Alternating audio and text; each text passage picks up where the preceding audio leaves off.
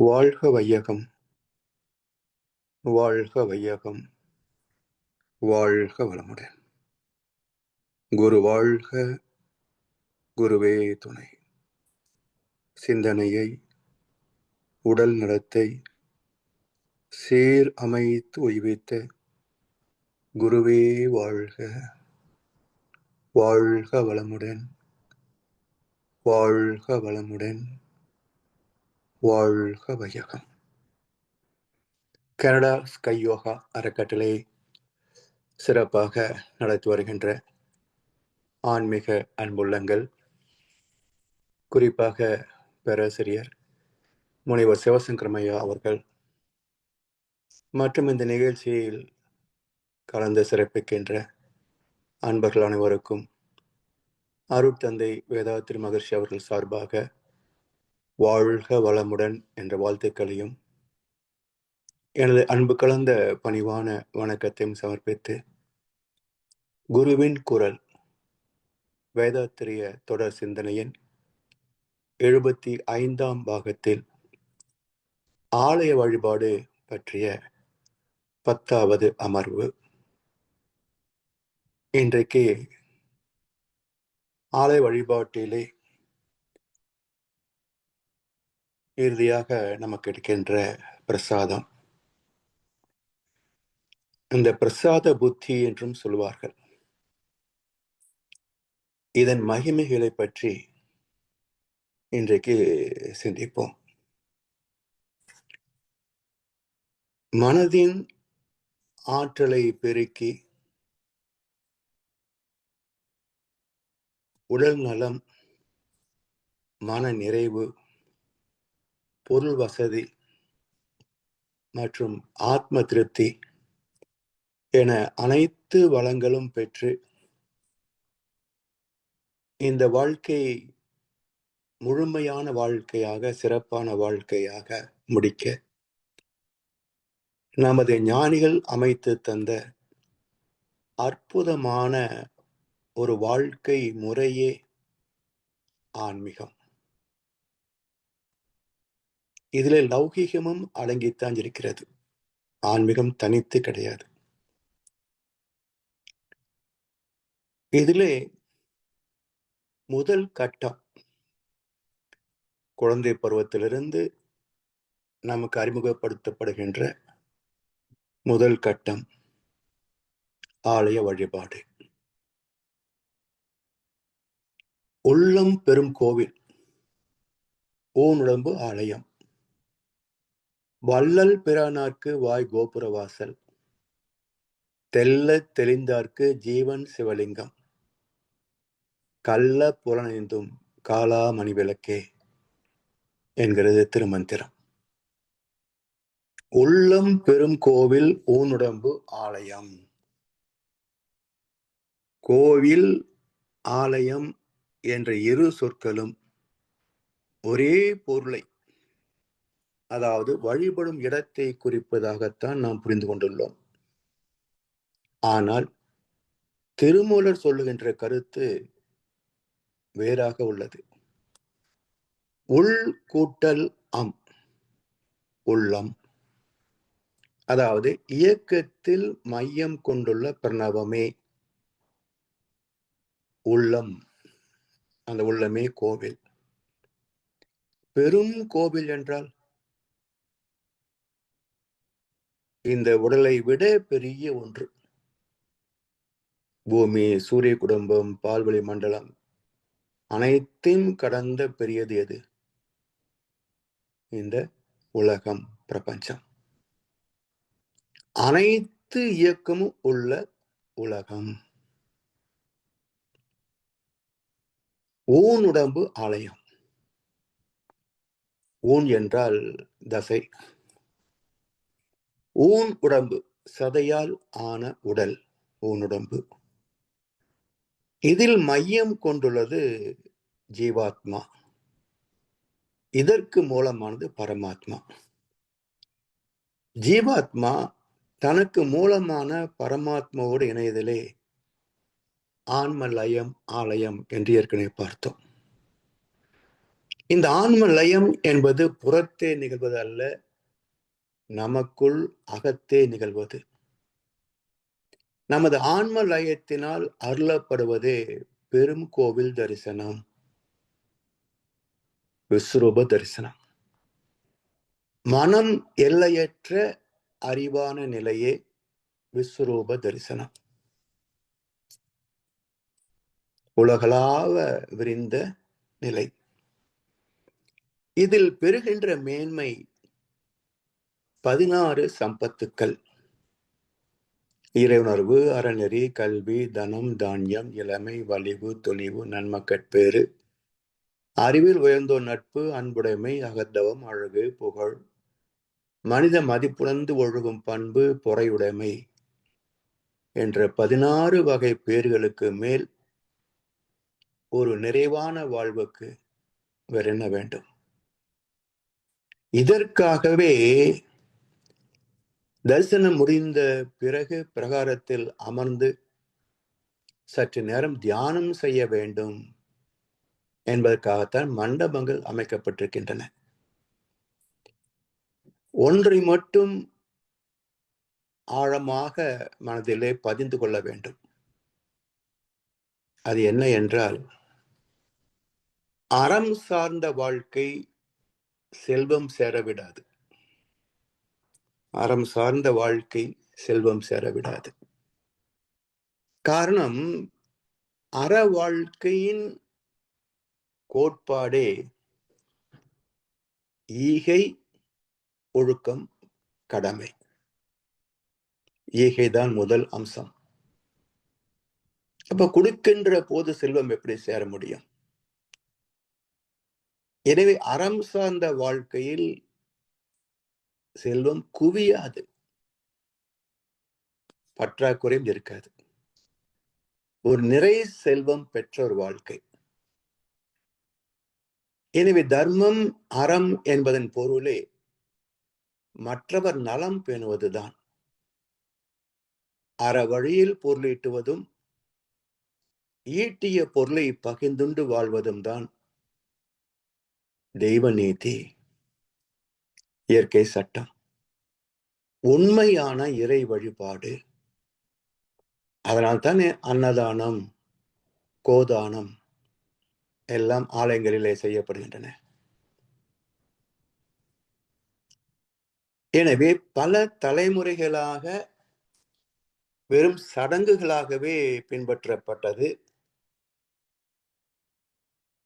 இதோடு தெய்வ நீதிக்கு முரண்பட்டு வாழ்ந்து வருகின்ற அறியாமை,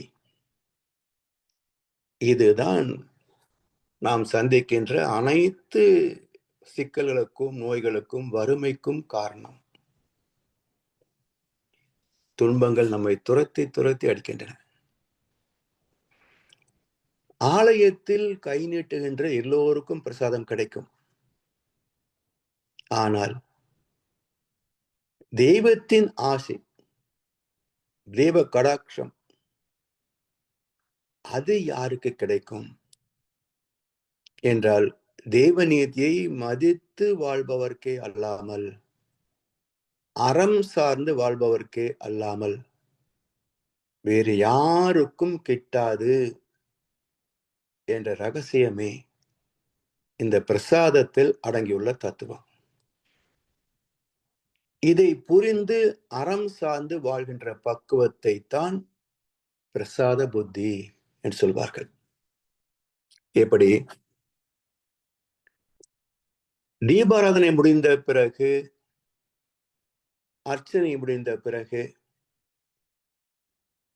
ஒருவர் ஆராதனை தட்டை ஏந்தி வருவார். அந்த கற்பூர ஒளியை அல்லது தீப ஒளியை தொட்டு வணங்கி கண்களில் ஒற்றிக்கொள்கிறோம். அடுத்தவர் பஞ்ச பாத்திரத்திலே தீர்த்தம் ஏந்தி வந்து அனைவருக்கும் தருவார். அது கிட்டத்தட்ட ஒரே அளவாக, ஒரே தரத்தில எல்லோருக்கும் கிட்டும். மூன்றாம் அவர் சர்க்கரை பொங்கல் ஏந்தி வந்து ஒரு கரண்டி மூலம் ஒவ்வொரு பக்தருக்கும் வழங்குவார். இதுல தீர்த்தம் தந்தது போல் எல்லோருக்கும் ஒரே அளவிலே தரத்திலே கிடைக்குமா? கொஞ்சம் கவனிச்சு பார்க்கலாம். கரண்டி ஒன்றுதான் என்றாலும் எடுக்கின்ற போது சற்று அளவிலே பேதப்படும்.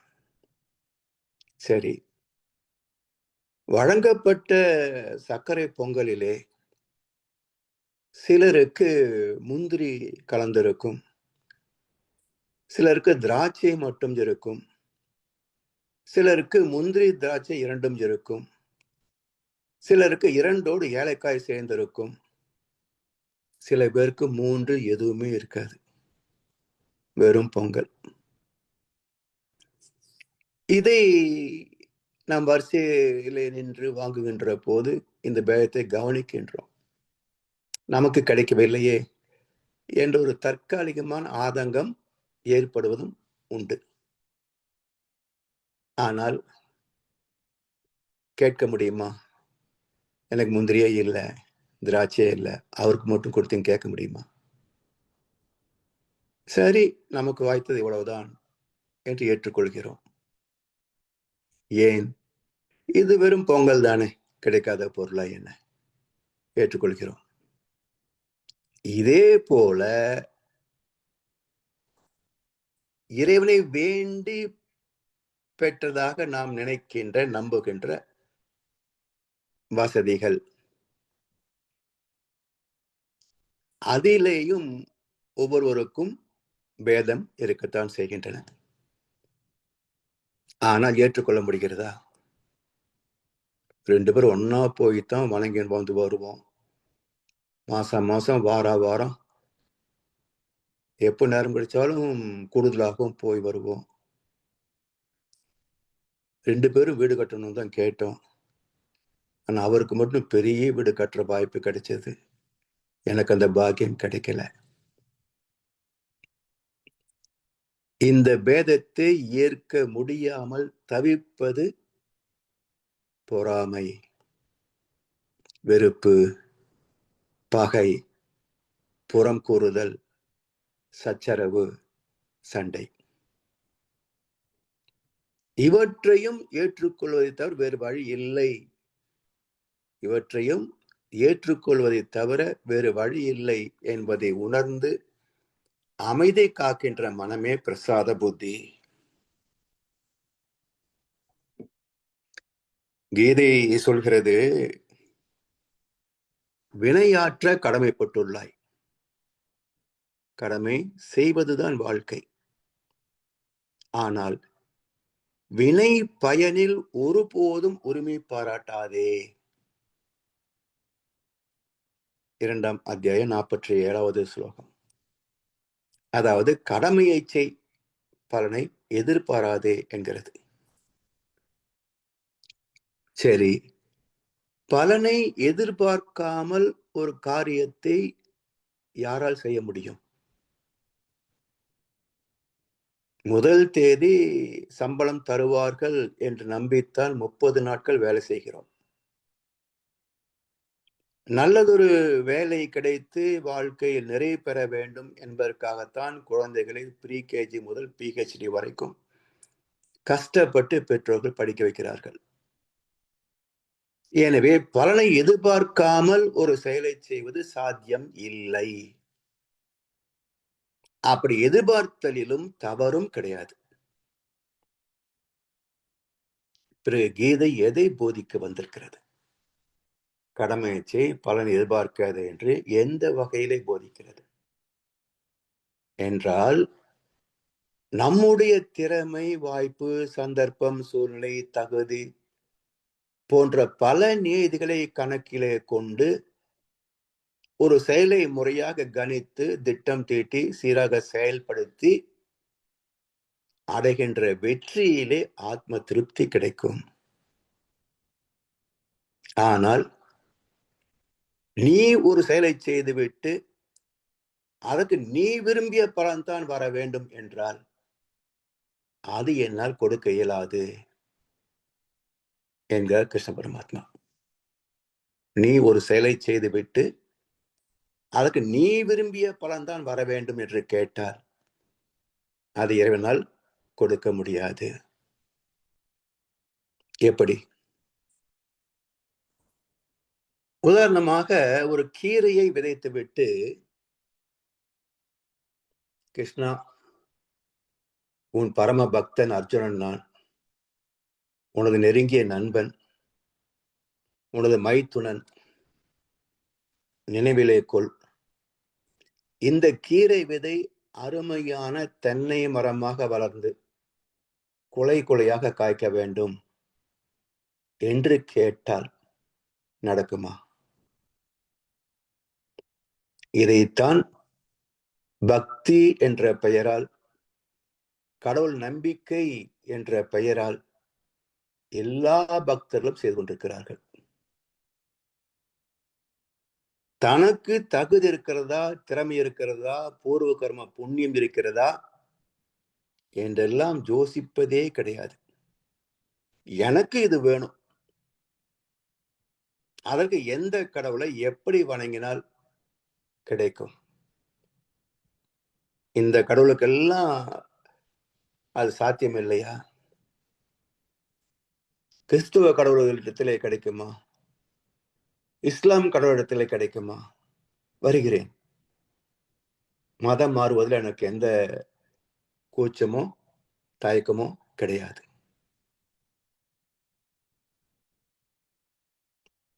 தான் விரும்பியது கிடைத்தால் போதும் என்ற ஆசை உள்ளவன் தானே மதம் மாறுகிறான்,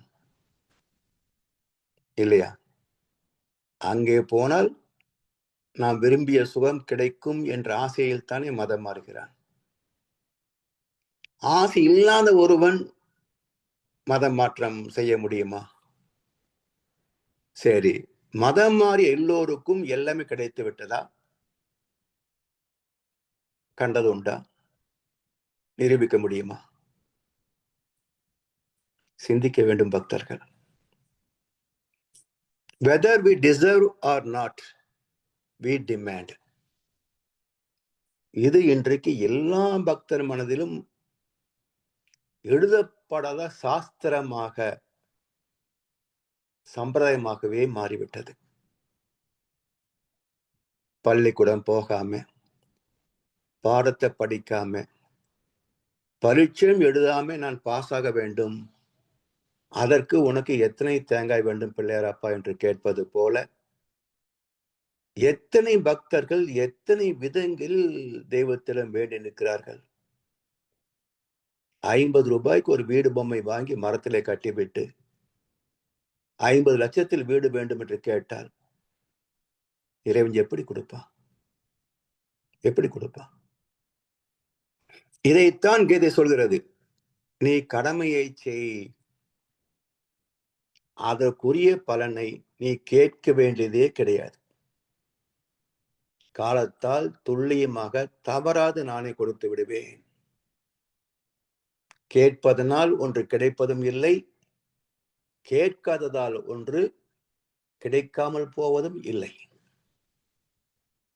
இரண்டும் அவரவர் கர்ம வினைப்படி இறைவன் அளிக்கின்ற தீர்ப்பு. ஆனால் நான் செய்த இந்த செயலுக்கு நான் விரும்புகின்ற இந்த பலன்தான் வர வேண்டும் என்று கேட்டால்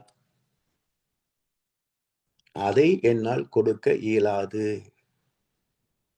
என்கிறார் பகவான். சரி, சில பேர் கேட்பாங்க, நான் என்ன இந்து லோகத்தையா கேட்கிறேன்,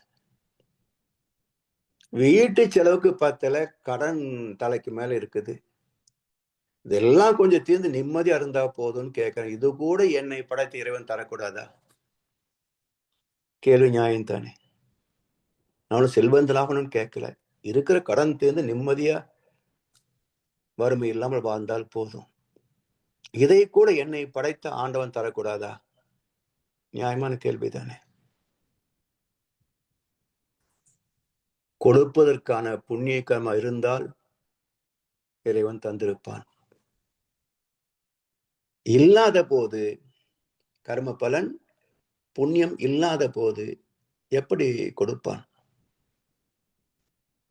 கீரையை விதைத்து விட்டு தென்னை மரம் கேட்கவில்லை, ரொம்ப நல்லது. ஆனால் ஒரு உண்மை புரிந்து கொள்ள வேண்டும். தண்டு கீரையை விதைத்து விட்டு அரைக்கீரை கேட்டால் கூட தர முடியாது. 2 கீரை தானே, இது என்னங்க பெரிய வித்தியாசம்? இதை கூட ஒரு பக்தனுக்கு ஆண்டவன் தரக்கூடாதா? முடியாது. தண்டுக்கீரை விதைத்தால் தண்டுக்கீரை தான் வரும், அரைக்கீரை விதைத்தால் அரைக்கீரை தான் வரும். மாற்றி தருவதற்கு இறைவனிடத்திலே ஆற்றல் இல்லை. எந்த மாயஜாலத்தையும் இறைவன் நிகழ்த்த முடியாது. இதெல்லாம் பக்தி கதைகளாக மக்களை முட்டாளாக்குவதற்காக சொல்லப்பட்ட கட்டுக்கதைகளே தவிர இன்றைக்கு யார் வீட்டுல நகர்ந்திருக்கா பாருங்க. புராண கதை என்பதே கட்டுக்கதை தான். இன்றைக்கு நடந்ததா எங்கேயாவது எழுத முடியுமா?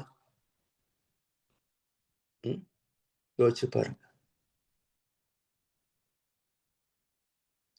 செயலுக்கு விளைவு என்ற விதி சட்டம் தெய்வ நீதி, அதான் சத்தியம், அதான் கசப்பான உண்மை.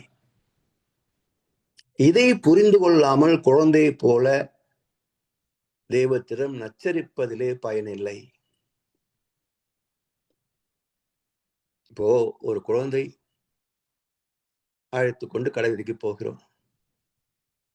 அது பார்க்கின்ற அத்தனை பொருட்களையும் எனக்கு ஒண்ணு வேணும்னு கேட்கும். சாத்தியமா? நாம் 1-2 வாங்கி கொடுப்போம், 1-2க்கு சமாதானம் செய்வோம். அடம் பிடித்தால் 4 அடி கொடுத்து தூக்கி தோளில போட்டுக்கொண்டு வீட்டுக்கு வந்து விடுவோம். இப்ப அந்த குழந்தை கேட்கிறது, நான் கேட்டதை நீ ஏன் வாங்கி தரவில்லை? இந்த கேள்விக்கு என்ன பதில் சொல்லுவோம்? பணம் இல்ல, வசதி இல்ல, அது போலி பொருள், நல்லதில்லை, விலை அதிகம், உனக்கு இப்ப வேண்டாம். எவ்வளவு சமாதானங்களை சொல்லுகிறோம். இதே போலத்தான் எப்படி குழந்தைக்கு நாம் சமாதானம் செய்கிறோமோ, குழந்தை கேட்டதை தராததற்கு நாம் ஒரு காரணத்தை வைத்திருக்கிறோமோ, அதே போல் நாம் எல்லோரும் தெய்வத்தின் பிள்ளைகள். யாருக்கு எதை தருவது கூடாது என்பதை அவரவர் புண்ணிய கர்மாக்களின் அடிப்படையில் இறைவன் தேர்வு செய்கிறான். அவனுக்கு இதுல ஒரு பங்கும் கிடையாது. வங்கி கணக்கு மாதிரி. அக்கௌண்ட்ல பேலன்ஸ் இருந்தா ஏடிஎம் கார்டுல பணம் வரும். ஒரு கோணத்தில் பார்த்தால் வங்கியை விட இறைவன் மோசம். வங்கியை விட இறைவன் மோசமானவன். எப்படி? வங்கி நம்மை நம்பி கடன் கொடுக்கும். நீ வியாபாரம் செய்து லாபம் ஈட்டி திருப்பி தந்துவிடு என்று நம்மை நம்பி வங்கி கடன் கொடுப்பான். நீ கொடு இறைவா, நான் நிறைய தான தர்மங்கள் எல்லாம் பண்ண போறேன் என்றால் நம்மை நம்பி இறைவன் நல்லதே செய்ய மாட்டான். ஓவர் டிராஃப்ட் ஃபெசிலிட்டி எல்லாம் கிடையாது. இறைவனின் வங்கி கணக்கில் no loan facility, no overdraft facility, only savings bank account. சேர்த்து வைத்திருந்தால் எடுத்துக்கொள்ளலாம், இல்லையா ஒன்றும் கிடைக்காது. இதுதான் தெய்வ நீதி. எனவே நாம் கேட்டாலும் கேட்காவிட்டாலும் நமக்கு கொடுப்பதா வேண்டாமா என்பதை அவரவர் கர்ம பலன்களின் அடிப்படையில் துல்லியமாக தீர்மானிப்பது தெய்வ நீதி, இயற்கை சட்டம், பாவ புண்ணிய கணக்கு. இந்த ரகசியத்தை புரிந்து கொண்டு எது வந்தாலும் அது கர்ம பலன் விளைவாக இறைவனின் தீர்ப்பாக ஏற்றுக்கொள்வதுதான் பிரசாத புத்தி. சர்வம் கிருஷ்ணார்ப்பணம், சர்வம் சிவார்ப்பணம். எது வருகிறதோ அது உனக்கே நான் அர்ப்பணித்து விடுகிறேன் என்று அமைதியாக 2 நிலைகளிலேயும் வெற்றியில் மமதை கொள்ளாமலும் தோல்வியில் துவண்டு போகாமலும் இரு வகைகளிலும் நடுநிலை காத்து அமைதியோடு வாழ்வதுதான் பிரசாத புத்தி. இந்த பிரசாதம் பெறுவதுதான் மிகப்பெரிய புண்ணியம். இந்த பக்குவத்தை கண்ணதாசன் அழகா சொல்றார். கடலளவு கிடைத்தாலும் மயங்க மாட்டேன். தானா வந்து கொட்டுது காசு, மயங்கி விட மாட்டேன். யாருக்கு தேவையோ எடுத்துக்குங்க தாராளமா. கடலளவு கிடைத்தாலும் மயங்க மாட்டேன். அது கையளவே ஆனாலும் கலங்க மாட்டேன். இது ரொம்ப கஷ்டம். அதிகமா வரும்போது கூட ஆட்டம் போடாமல் அடக்கம் காத்து விடலாம். ஆனால் வாழ்க்கை தேவைக்கு பற்றாக்குறைங்கிற போது பதறாமல் இருக்க முடியுமா? எப்படிடா சமாளிக்கிறது? பதட்டம் இல்லாமல் வாழ முடியுமா? இதுக்கு இன்னும் கொஞ்சம் பக்குவம் வேணும். அது கையளவே ஆனாலும் கலங்க மாட்டேன். சரி, இந்த இரண்டும் எப்படி சாத்தியம்? உள்ளத்திலே உள்ளதுதான் உலகம் கண்ணா. இது குறைவு, இது அதிகம் என்று கணிப்பது யாருங்க? மனசு. சும்மா ஒரு சரித்திர கதை சொல்லுவாங்க. ரோம் இளவரசன் ஒரு நாள் கஜானாவில் எவ்வளவு இருப்பு இருக்கிறது என்று கேட்டானா. 4 கோடி பொற்காசுகள் சொன்னான். ஐயோ, 4 கோடி தான் இருக்கு, நாளைக்கு நான் செலவுக்கு என்ன பண்ணுவேன்னு சொல்லி அந்த இளவரசன் தற்கொலை செய்து கொண்டானா. அவனுடைய ஆடம்பர வாழ்க்கைக்கு 4 கோடி பணம் ஒரு நாளைக்கே போதவில்லை. நம்முடைய கணக்குல 4 தலைமுறைக்கு மேல வருமே. அப்போ போதும் என்று சொல்வதும் போதவில்லை என்று வருந்துவதும் யார்? All mind games. மனம் போடும் தப்பு கணக்குகள். எனவே உள்ளத்திலே உள்ளதுதான் உலகம் கண்ணா. இதை உணர்ந்து கொண்டேன், துன்பமெல்லாம் விலகும் கண்ணா. இந்த ரகசியத்தை உணர்ந்து விட்டால், ஏற்றுக்கொண்டு விட்டால் என்ன பிரச்சனை? அதிகமா வந்தாலும் ஆட்டம் போட மாட்டோம், பற்றாக்குறை என்றாலும் கலங்க மாட்டோம். என்ன மிஞ்சி மிஞ்சி போனா வசதியாக வாழ முடியாது, பசிக்கு போதிய அளவு உணவு கிடைக்காது, அவ்வளவுதானே. அதிகபட்சம் பசியால் உயிர் போகலாம், அவ்வளவுதானே. என்று இந்த தெளிவு வந்து விட்டால் எதற்காகவும் யாரிடத்திலும் கையேந்துகின்ற நிலையே வராது. இறைவனிடத்திலே கூட கையேந்த மாட்டோம். உங்ககிட்ட ஒண்ணும் கிடையாது, நீ எப்படி கொடுப்ப? என் புண்ணியம் இருந்தா நீ கொடுக்க போற, அவ்வளவுதானே. Only postman. உனக்கு என்ன மரியாதை?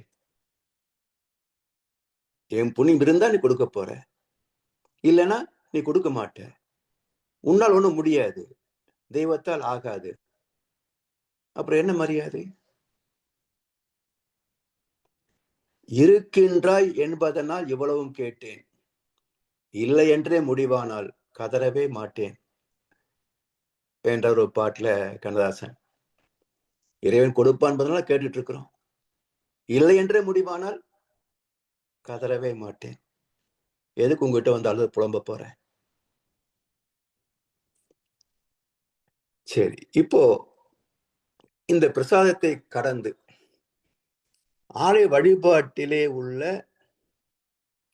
அந்த மனதை குவித்தல், அதை நமக்குள்ளே திருப்புதல், அருவமாகி இறைவனை வணங்குதல், அவன் பிரசாதமாக தீர்த்தம் பொங்கலவற்றை ஏற்றுக்கொள்ளுதல், அவன் நமது வாழ்க்கையில் அளிக்கின்ற சுக துக்கங்களை நம்முடைய முன்னோர்களின் கர்ம பலன் விளைவாக ஏற்றுக்கொள்ளுதல், இதெல்லாம் பிரசாத புத்தி வரைக்கும் வந்தாச்சு.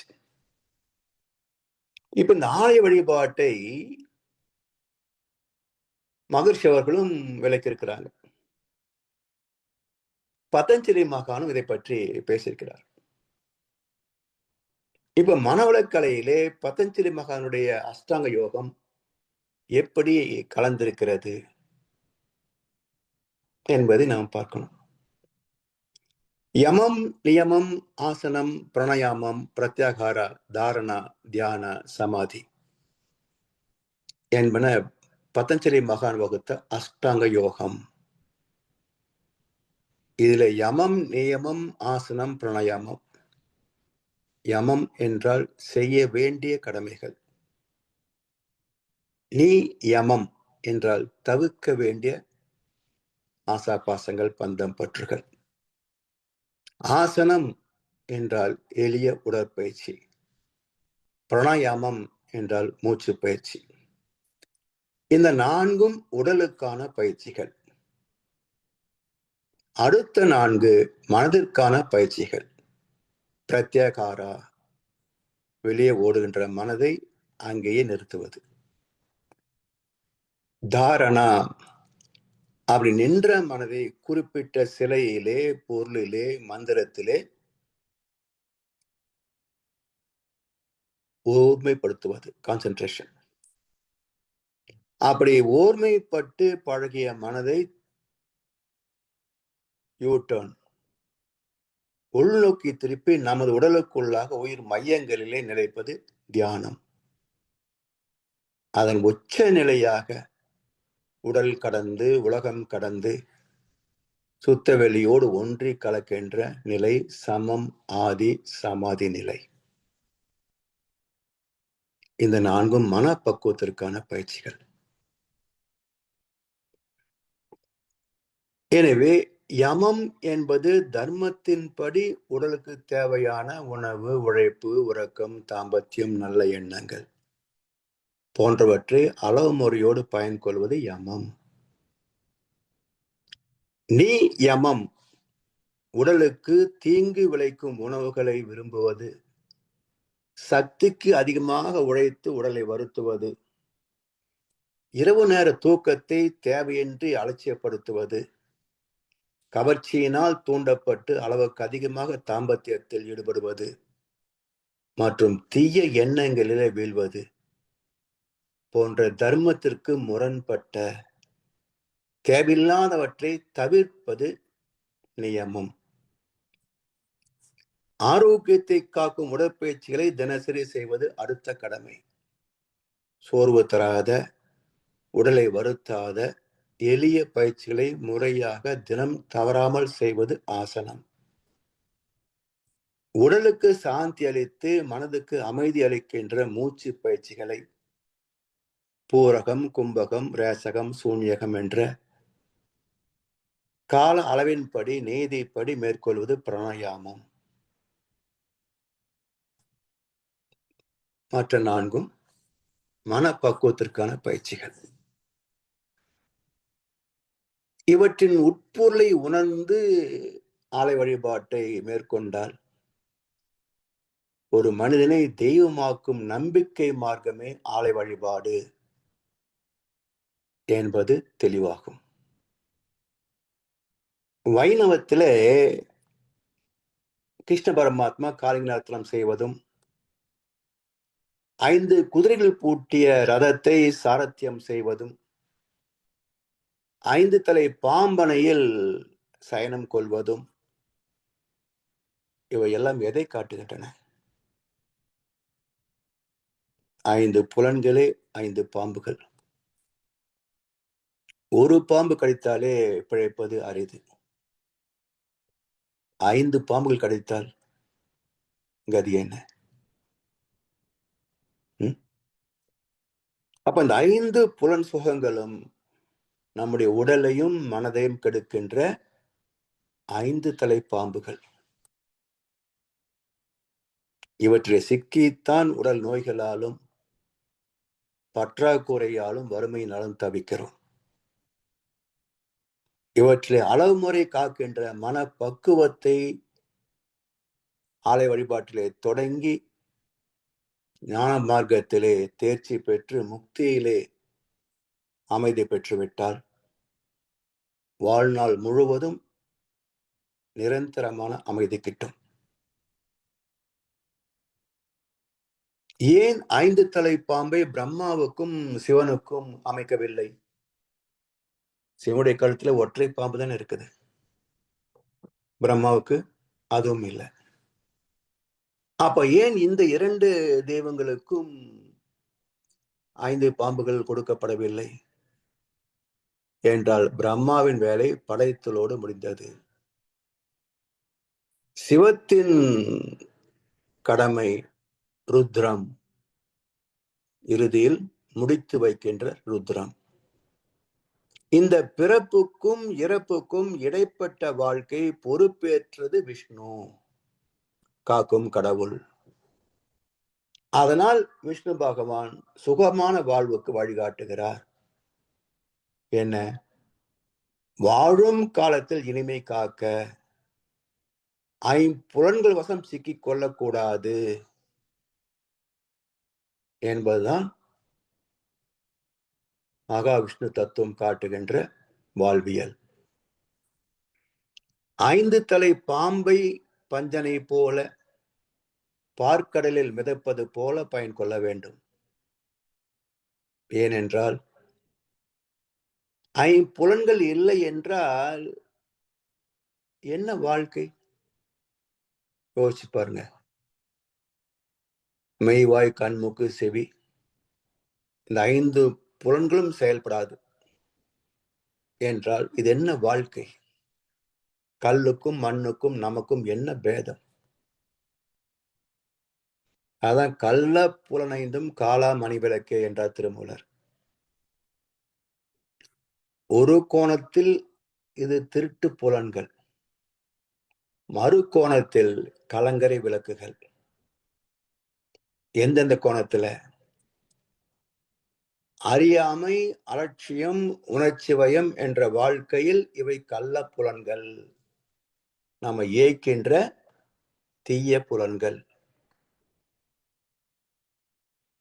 அறம் சார்ந்து, ஒழுக்கம் சார்ந்து, தர்மம் சார்ந்த, தெய்வத்தை உணர்ந்த வாழ்க்கையிலே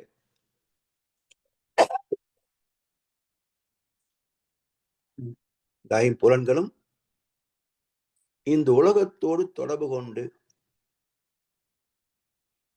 உடல் மூலமாக பாதுகாப்பு, பராமரிப்பு, இனவிருத்தி என்ற செயலை செய்து முடிப்பதற்கு வழிகாட்டுபவை, துணை நிற்பவை ஐம்புலன்கள். எனவே இந்த 5ஐயும் மனதின் ஆதிக்கத்திலிருந்து அறிவின் ஆதிக்கத்திற்கு தரம் மாற்றம் செய்ய வேண்டும்.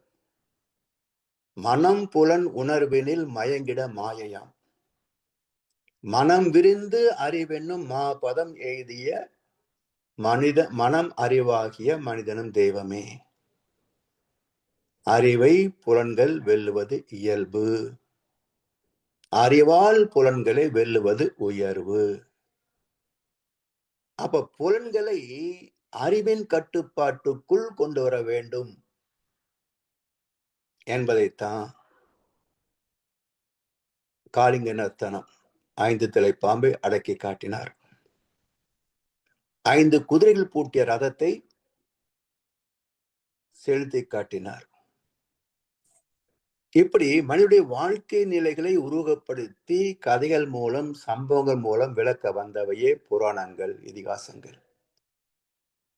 இந்த உண்மை புரியாமல் கற்பனை கதாபாத்திரங்களையே கடவுளாக்கி உலகத்தில் தீர்க்க முடியாத அளவுக்கு சிக்கலை உருவாக்கிவிட்டார்கள் ஒரு சிலர். இன்றைக்கும் அந்த வேலை சிரத்தையாக செய்கிறார்கள். மக்களும் ஏமாறுவதற்கு தயாராக போய் வரிசையிலே நிற்பார்கள். அப்புறம் ஏமாறுவதற்கு தயார் நிற்கிற போது ஏமாற்றவனுக்கு என்ன சிக்கல், என்ன கஷ்டம்? எனவே பல வழிகளில் ஓடுகின்ற மனதை ஒருமுகப்படுத்துவதற்காக குறிப்பிட்ட சிலையின் மேல் மந்திரங்கள் மூலம் நிலைநிறுத்துவது கான்சென்ட்ரேஷன், தாரணா. அப்படி நிறுத்தி பழகும் போது கண்களை மூடி அந்த உருவத்தை மனதால் நினைக்க வேண்டும். அப்போது நமக்குள் தோன்றுகின்ற விக்கிரகத்தின் பிம்பம் சிறிது நேரத்தில் மங்களாகி மறைந்து போகும். இதுவே தியானத்தின் துவக்க நிலை. சாதாரண மனநிலையிலிருந்து தாரணா என்ற ஓர்மை நிலைக்கு வர பயிற்சி செய்வதற்கு ஒரு இடம் வேண்டும். அந்த இடத்திற்கு ஆற்றல் களம் அமைக்க வேண்டும். சக்தி வளத்துடனும் சிவகலத்துடனும் இணையும் தவ வலிமை பெற்ற குருமார்கள் தான் அந்த காலத்திலே அஷ்டபந்தன மகா கும்பாபிஷேகம் என்று கருவறையிலே ஒரு சிலையை ஸ்தாபிதம் செய்து அதற்கு ஆற்றல் களத்தை உருவாக்கி கலசங்கள் மூலமாக பிரபஞ்ச சக்தி சிலையின் பீடத்தில் இருப்பாகும்படிக்கு செப்பு தகட்டை வைத்து இதெல்லாம் எவ்வளவு இயற்கை ஆற்றலை உணர்ந்த ஞானிகள் நமக்காக உருவாக்கி சென்ற அற்புதமான மன பக்குவத்திற்கான பயிற்சி நிலையங்களே ஆலயங்கள்.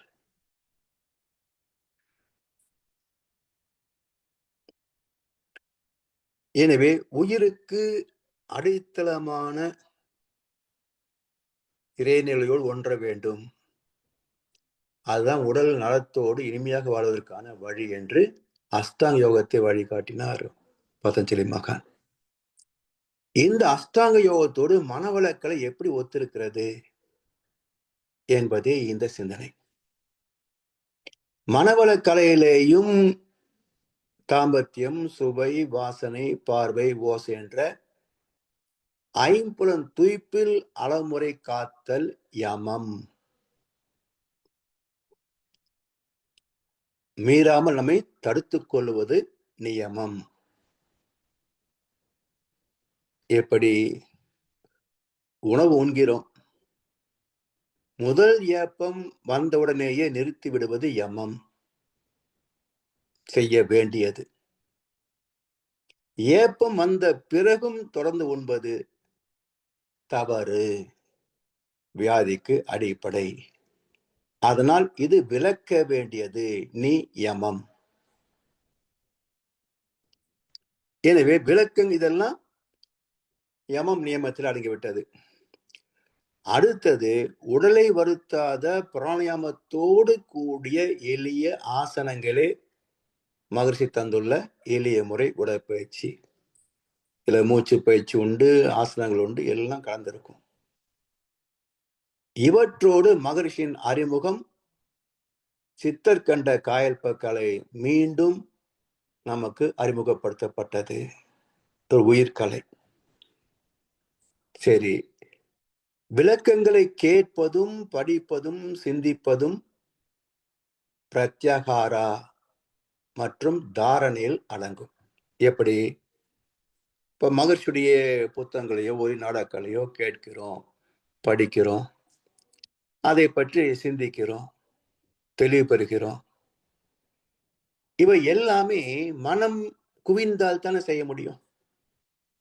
அப்ப வெளியே ஓடுகின்ற மனதை இப்போ குறிப்பிட்ட தத்துவத்திலே நிலைநிறுத்துகின்றோம். அப்ப ஓடிய மனதை நிறுத்துவது பிரத்யாகாரா. அதிலே மனம் ஒன்றுவது தாரணை. உடற்பயிற்சியும் தாரணையில ஒரு அங்கமாக எடுத்துக்கொள்ளலாம். ஏன்னா மனம் குவிந்துதான் உடற்பயிற்சி காயல் மேல செய்யறோம். சரி, அடுத்தது தியானம். உயிர் மீது மனம் வைத்தல் தியானம். தாரணையில் தேர்ச்சி பெறாமல் தியானம் வராது. மனதை குறிப்பிட்ட நேரம் ஒன்றிலேயே நிலைநிறுத்தி பழக வேண்டும். அதை தவிர்த்து விட்டு நம்ம நேரா தவம் என்று வருகின்ற போது மனசு நிக்காது.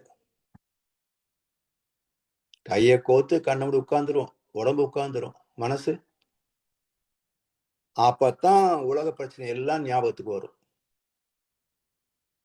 இதெல்லாம் மனசு அலைந்து அலைந்து ஓய்வதற்குள்ள ஓம் சாந்தி சாந்தி சாந்தி என்று தவம் முடிக்கப்பட்டுவிடும்.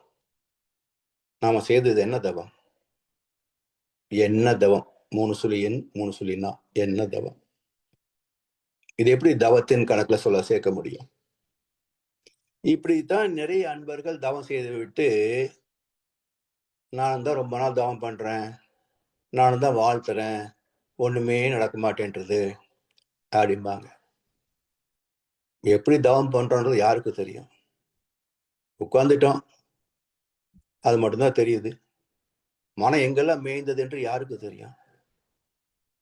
அப்ப தவம் என்றால் என்ன என்று புரிவதற்கே சில மாதங்கள் ஓடிப்போகும். பிறகு இந்த மனதை போராடி போராடி தீர்த்து நிலைப்படுத்தி பழகுவதற்குள் ஆயுசே போயிடும். அதனாலதான் தவம் செய்வது அப்படி எளிதான காரியம் கிடையாதுங்க. சும்மா கையை கோத்து கண்ண முடியும்னு தவம் வந்துருமா? பொருள், புகழ், செல்வாக்கு, புலன் சுகம் இந்த பற்றுகள் எல்லாம் நீங்க நீங்க நீங்க நங்கத்தான் மனசு ஒரு இடத்தில் அமருமே அன்றி, இந்த பற்றுகள் உள்ள வரைக்கும் மனம் அதை சார்ந்துதான் ஓடுமே தவிர உள்ள நிக்காது. ஏதோ சில சமயம் சந்தர்ப்ப சூழ்நிலைகள், கிளைமேட்டிக் கண்டிஷன்ஸ், இல்ல அப்போதுள்ள ஒரு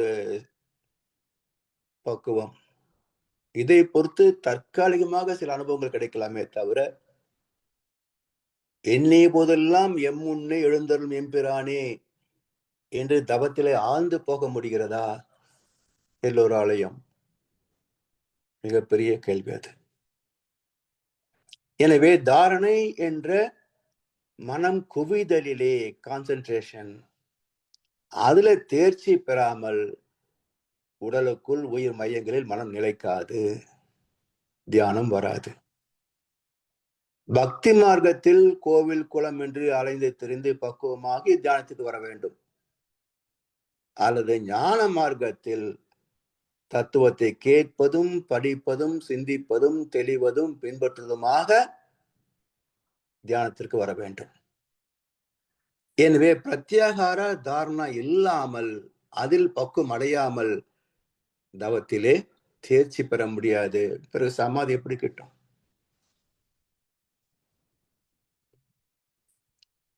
எனவே தாரணையை தவிர்த்து நேரடியாக தியானத்துக்கு வர முடியாது. தீட்சி எடுத்தால் தியானம் வந்துவிடும் என்ற நினைவு தவறானது.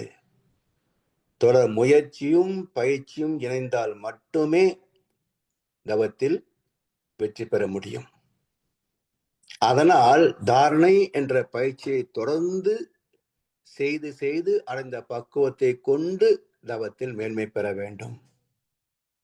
மனம் உயிரில் நிலைப்பது தவம். ஆனால் நில் என்றால் மனம் நிற்குமா?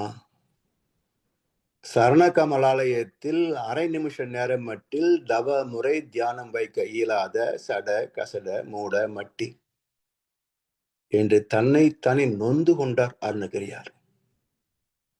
எனவே தவம் செய்வது லேசான காரியம் அல்ல என்பதை முதலிலே புரிந்து கொள்ள வேண்டும், ஏற்றுக்கொள்ள வேண்டும். 30 நிமிடம் தவத்தில் அமர்கிறோம் என்று சொன்னால் 30 நிமிஷம் தவம் செய்யணும்னு அர்த்தமா? இல்ல. சில வினாடிகளாவது, சில நிமிடங்களாவது தவமாக லயிக்க முடியாதா என்று தேடுகின்ற முயற்சியே 30 நிமிட பயிற்சி. ஆனால் பேரு தவம் அல்ல, தவ பயிற்சி. நாம் செய்வது தவ பயிற்சி. தவத்தை எட்டுவதற்கான முயற்சி 30 நிமிஷ பயிற்சி. அப்ப தவம் என்பது என்ன என்றால், ஒன்றையும் நினையாது தன்னையும் மறவாத, ஒன்றையும் நினையாது எந்த எண்ணமும் இல்லாமல் தன்னையும் மறவாத ஒரு பூர்ண பிரக்ஞை நிலை, அயரா விழிப்பு நிலை, தூங்காமல் தூங்கி சுகம் பெறுகின்ற நிலை, அதுதான் தபம். இதுதான் சமாதி நிலை. இது சில வினாடிகள் கிட்டலாம் பல காலம் தவம் செய்து செய்து பழகி தேர்ச்சி பெறுகின்ற போது எல்லாம் மற என இழந்த நலம் கிட்டும். உன்னிலே நான் அடங்க என்னுள்ளே நீ விளங்க உனது அருள் ஒளிர எனதுள்ளம் தூய்மை பெற்றேன். இன்னும் வேற என்ன வேண்டும்? இப்பேறு பெற்ற பின்னர் எடுத்த மனித பிறப்பு எய்தியதே முழுமை. இதுதான் முழுமையான வாழ்க்கை. ஜீவாத்மா தன் மூலமாகிய பரமாத்மாவோடு ஒன்றி கலந்து லயமாகி விடுவது, இரண்டு என்ற நிலை இல்லாது ஒன்றாகி விடுவது. அங்க மனம் இல்லை, உடல் சார்ந்த உணர்ச்சியும் இல்லை. உடல் சார்ந்து செயல்பட்ட அறிவு, பகுத்தறிவு இப்போது தன் மூலமாகிய பேரறிவோடு லயமாகி விடுகிறது. அதனால் இரண்டு என்ற துவைத நிலை மாறி ஒன்று என்ற அத்வைத நிலையாகி விடுகிறது. யோக லயமாகிவிட்டது. ஆதிக்கு சமமான நிலை சமம், ஆதி, சமாதி. நான் என்று பிரித்து உணர்வதற்கு அங்க யாரும் இல்லை. நான் செய்கிறேன் என்ற கருத்தும் அங்கே பொருந்தாது. என் செயல் என்பதெல்லாம் இறைவா, என்னுள் இருக்கும் உன் செயலை என்றாரே வள்ளலார். அப்படி எல்லாமே இறைவனுடைய செயலாக, இந்த உடலே இறைவனின் ஆலயமாக, உணர்வுகளே இறைநிலையின் எழுச்சியாக, அந்த தேவநீதிக்கு இணைந்து வாழ்கின்ற கடமையே வாழ்க்கையாக, உண்மையான ஆன்மீக வாசல், உண்மையான அற வாழ்க்கை சாத்தியமாகும். எல்லாம் இறைவனின் செயலாக பார்க்கின்ற பக்குவத்தில் நான் செய்தேன் என்ற தன்முனைப்பே இருக்கிறது. அந்த சிறிய எல்லை அற்று போகின்ற போது தவம் செய்கிறேன் என்பது கூட பொருந்தாது. தவமாக மாறிவிடுகிறோம், தவமாகிவிட்டேன் என்பதுதான் பொருந்தும். எனவே இறைவனை அறிவதற்கான முயற்சி தியானம். தியானத்தில் லயமான பிறகு உடலோ தனித்த உணர்வுகளோ அங்கு இல்லை. நாம் தவமாகவே மாறி போகிறோம். இறைநிலையே தவமாக இருக்கிறது. தவம் என்பது அமைதி நிலை. கடல் நீர் அமைதியாக இருப்பது போல சலனமில்லாத மனம் அமைதியில் அறிவாக நிற்கிறது. ஜீவனில் பின்னப்பட்டு சிற்றறிவாக இயங்குவது, இங்கே மூலமாக பேரறிவோடு இணைவது, லயமாவது பேரின்பம். என்னுள் அவனை வைத்தேன், ஏற்றி வந்தேன், போற்றி வந்தேன். என்னை அவனுள் இணைத்தான், இறைவனாகி பாடுகின்றேன்.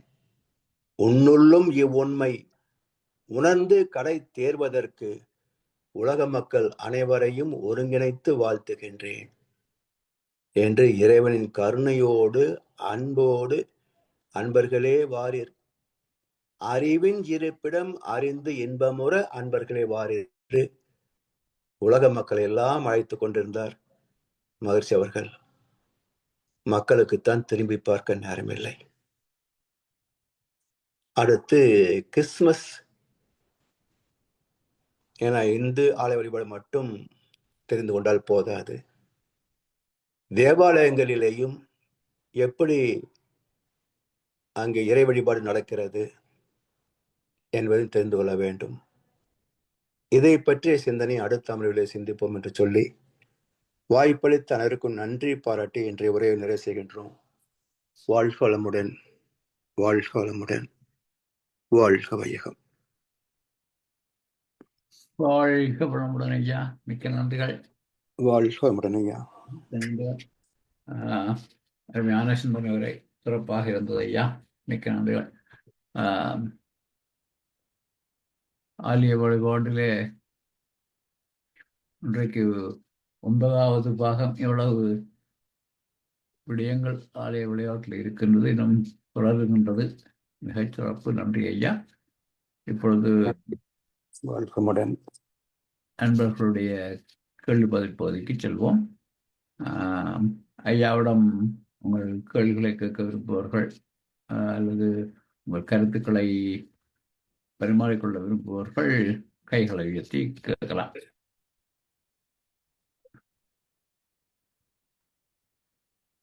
ஜனார் ஐயா. ஐயா வாழ்க வளமுடன். வாழ்க வளமுடன் ஐயா. சிறப்பான சிந்தனை ஒரு ஐயா. எனக்கு அந்த எண்ண தவம்ன்றது நல்லா பிடிச்சு கொண்டது. அதைத்தானே செய்துட்டு இருக்கிறோம்.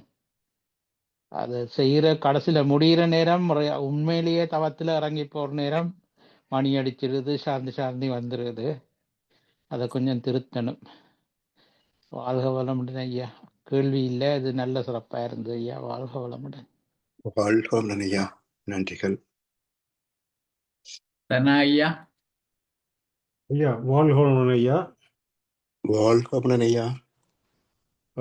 அருமையான சிந்தனை ஐயா. ஜனாயா சொன்ன மாதிரி இங்கே கொஞ்சம் ஆறுதல் என்று கண்டால் நான் எவ்வளவோ முயற்சியெல்லாம் செய்து பார்த்தால் தவம் செய்யும் பொழுது ஏதோ பக்கத்தில் ஓடி தள்ளிடுறது. கடைசியில் பார்த்தா சில நேரத்தில் ஒன்றும் அதாவது எத்தனையோ சிந்தனைகள்லாம் மறந்து போயிருக்கும் அதுக்கிடையில். அப்போ நீங்கள் ஒரு அருமையான விஷயம் ஒன்று சொன்னீங்க. என்னென்னு சொன்னால் அதுக்கு காரணம் உண்மையில் அந்த அட்டாச்மெண்ட், பந்தம். நீங்கள் சொன்னீங்களே அந்த பொருள் பண்டம் அப்படி இப்படி எத்தனையோ எல்லாம் சொன்னீங்க. அது இருக்கும் வரைக்கும் அந்த சிந்தனைகளை முடியாது. அதில் எல்லாம் குறைச்சி கொண்டு வந்து ஐயா கனகாலம் எடுக்கும் ஐயா. நான் அதை பற்றி கணக்க சிந்திச்சு பார்த்துருக்குறேன். எவ்வளவு தூரமெல்லாம் மனத்தை அடக்கி சிந்தனைகள் வராமல் இருப்போம்னு சொல்லிலாம் பார்த்துருக்குறேன். அது நீங்கள் சொன்ன மாதிரி சில சமயத்தில் அது நிற்கும். அப்போ அதுக்கு இன்னொன்று சொன்னீங்கன்னு சொன்னால் அது சில சந்தர்ப்பம் காலநிலையை பொறுத்து, இல்லாட்டி அந்த சந்தர்ப்பம் சூழ்நிலையை பொறுத்து அவர் நினைப்பா இப்போ நாங்கள் நினைக்கிறதெல்லாம் வந்துடுதுன்னு சொல்லி. ஆனால் அப்படி என்று இல்லை. இப்போ அது பழையபடி அந்த வேதாளம் முழுக்க ஏறுற மாதிரி ஏறிவிடும். அப்போ ஐயா அதுக்கு மேலே காலம் எடுக்கும் ஐயா. அது உண்டு. அடுத்த ஒரு கேள்வி என்னன்னு சொல்லி சொன்னால் இந்த பிரசாத புத்தி என்று சொன்னீங்க உண்டு. அந்த பிரசாத புத்தி எண்ணெய்க்குள்ள இப்போ கோயிலுக்கு போய்க்க எல்லாம் கும்பிடல செய்து எல்லாத்தையும் ஒரு இதை மாதிரி இருக்கணும். இதுவற்ற கடமை செய்துட்டு போகிறேன், அதில் பற்றி கவலைப்படக்கூடாது அப்படி ஒரு கருத்து சொன்னீங்க. அப்படி அதோட இன்னொன்று சொன்னீங்க சொன்னால் எல்லாம் என்ற கர்மவினை பலன் அதன்படி நடந்து கொண்டு இருக்குது அப்படின்னு சொல்லி அதை எடுத்துக்கொள்ள வேணும். அப்படி அந்த சூழ்நிலையில் எல்லாம் கர்மவினைப்படி நடக்குது. ஆனால் நான் என்னுடைய கடமையை செய்து கொண்டு போவோம் அந்த சொல்லி கடமை செய்து கொண்டு போகல கோயிலுக்கு போகணுமா? அந்த பக்குவம் வருகின்ற வரைக்கும் போகணும். கடமை செய்கின்ற பக்குவம் வந்து விட்டாலே வேற எதுவும் எந்த வழிபாடும் தேவையில்லை. ஏன்னா அது கர்ம யோகமாக மாறி போகும். இப்ப பாருங்க, இப்ப அந்த சிந்தனை எல்லாம் கேட்டு இப்படியெல்லாம் இந்த சிந்தனை எல்லாம் கேட்க எங்களுக்கு படிவனம் கொண்டு வரும். அந்த அந்த அறவாழ்ற வாழ்க்கை அப்படியெல்லாம் வந்து அப்ப நாங்க அதை சரியா செய்து கொண்டு போகல. அப்ப ரெண்டு ஒரு பக்கம் நம்பிக்கை எல்லாம் என்ற கர்மவினைப்படிதான் நடக்குது, அதனுடைய நல்ல கர்மங்களை செய்ய வேணும்னு ஒரு பக்கம். பக்கம் நாங்கள் செய்ய வேண்டிய கடமைகளை இப்படி எல்லாத்தையும் கொண்டு போய் எங்கள்கிட்ட அந்த அறநெறி வாழ்க்கையை பற்றி ஓரளவுக்கு அறிவு வந்து கொண்டே இருக்கும். அப்போ இதில் ரெண்டையும் செய்து கொண்டு போக அப்படி போக கோயிலுக்கு பெருசா போக வேண்டிய அவசியம் இருக்குமா ஐயா? இல்ல, அது உச்சகட்டங்க ஐயா. அது இப்போ நம்ம அந்த கேள்விக்கே போக வேண்டாம். ஏன்னா நம்ம அந்த அளவுக்கு இன்னும் பக்குவம் ஆகல. இப்போ எண்ணிய போதெல்லாம் எம்முன்னே எழுந்தருளும் எம்பிரான் என்றாரு அருணகிரியார். அப்படி நினைத்த மாத்திரத்தில் துரியாதத்தில் லயித்து விடக்கூடிய பக்குவத்தை, தவத்தை நாம் பெற்றுவிட்டால் அப்ப யோசிக்கலாம் கோவில் போனோமா வேண்டாமான்றதை பத்தி அப்ப யோசிக்கலாம். அந்த நிலை எட்டுகின்ற வரைக்கும் ஆலய வழிபாடு அவசியம். அப்படி என்ற ஐயா அந்த மனம் பக்குவப்படுவதற்கு தான் நாங்கள் தவம் செய்கிறோம். ஆமா, அது கொஞ்சம் கொஞ்சமா தானே பக்குவமாகுது. அப்ப அதோட கோயிலுக்கும் போகணும்னு சொல்றீங்களா? ஆமா, ஏன்னா அங்க போகும்போது மனசு எளிதில் வசமாகும். சரியா. நான் நினைக்கிறேன் ஐயா, வடிவா நாங்கள் தவங்களை வடிவாக ஒழுங்காக செய்து கொண்டு போனால் அந்த வேண்டிய அவசியம் தேவையில்லைன்ற மாதிரி ஒரு சிந்தனை எனக்கு வந்து போச்சு. அது ஓகே, பட் நாம செய்யக்கூடிய தவம் அந்த அளவுக்கு இல்லை என்பதுதானே இப்ப அனுபவம். சரியா, ரைட். உண்மையிலேயே தவம் என்ற அந்த இலக்கணத்தின் படி நம்ம பக்குவமாகி விட்டால் அப்ப தேவையில்லை. சரி, ரைட். ஐயா வாழ்க ஐயா. வாழ்க வளமுடன் ஐயா. வாழ்க வளமுடன். நன்றிகள் ஐயா. ஐயா, இப்ப இந்த சில சந்தர்ப்பங்களை தவம் தியானம் செய்யாமலே சில நேரங்களில் சில சில சந்தர்ப்பங்கள் வருது, தனிமையில் இருக்கும்போது, சில இடங்களில் இருக்கும்போது ம் எந்த விதமான சிந்தனையும் வராது. ம் கஷ்டப்பட்டு ஏதாவது யோசிக்க விடுகிட்ட கூட யோசனை வராத அளவுக்கு மனம் சிந்தனையற்ற நிலையில இருக்கும். சரி. ஒரு குறிப்பிட்ட அந்த ம் நிலை அது ம் தவநிலையா? எப்படிங்கய்யா? அது தவநிலையாக இருக்குமா ஐயா? புரியலங்கய்யா, கேள்வி புரியல. சில சந்தர்ப்பங்கள்ல எந்த விதமான எண்ணமுமே வராது. சரி. ஆனா நாங்க தவமண்டு இருக்கவில்லை, கண்ணு திறந்து கொண்டுதான் இருக்கின்ற போதே அதுவும் தவநிலையே தான். அது தவநிலை தான். ஆமா. Okay. எப்போ மனதில எண்ணம் தோன்றவில்லையோ, அது கண்ணை திறந்திருந்தா சரி, மூடி இருந்தாலும் சரி, அது தவநிலை தான். தவநிலை தான். அது தவப்பயிற்சி எடுக்காதவர்களுக்கு கூட சில சமயங்களில் அப்படியே ஒரு வெறுமை தெரியும். அந்த வெறுமை அத்தனை அது வந்து தவத்துக்கு சமம். நன்றி ஐயா.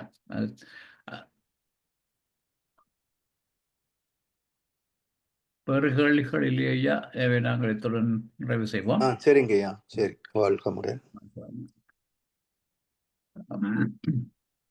இதுவரை நேரமும் குருவின் குரல் வகுப்பு 75 சிறப்பாக நமக்கு நடத்தி தந்த முதுநிலை பேராசிரியர் பழனிசாமி ஐயாவுக்கு நாம் நன்றி தெரிவிப்பதில் ஐயாவுக்கு ஒரு வாழ்த்து தெரிவிப்போம். பேராசிரியர் பழனிசாமி ஐயா அவர் உடல் நலம், மனவளம், பொருளாதார வளம், அவர்தம் அன்பு குடும்பம், அவரது வேதாத்திரிய தொண்டு